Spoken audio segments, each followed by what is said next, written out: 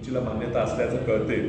मात्र ही उंची वाढवत असताना एक आहे की लवादाचा निर्णय की पाणी कुणाला किती मिळावं, हा जो लवादाचा निर्णय आहे हा सुप्रीम कोर्टाच्या सुद्धा हा कर्नाटकाच्या बाजूला लागला असं कळते.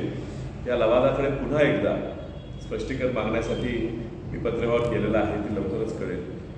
ही उंची वाढल्यानं हा कर्नाटकातल्या सुद्धा बऱ्याच गावात पाण्याची पातळी वाढणार आहे, तिथं सुद्धा पूरग्रस्त काही लोक होणार आहेत. ते बघत असताना महाराष्ट्रात ह्याचा परिणाम होऊ नये ह्याची पूर्ण खातेजमा केली आहे का हे बघण्यासाठी लवकरच आम्ही आमचे नेते विश्वजित कदम, आम्ही श्री सिद्धरामय्या साहेब असतील, DK शिवकुमार साहेब असतील, त्यांची भेट घेणार की ह्या प्रकल्पामुळे सांगली शहराला दर पुराच्या वेळेस जो त्रास होतो तो होऊ नये आणि हे होऊ नये यासाठी उपाय तुम्ही काय घेतले हा प्रश्न मी लोकच विचारतो.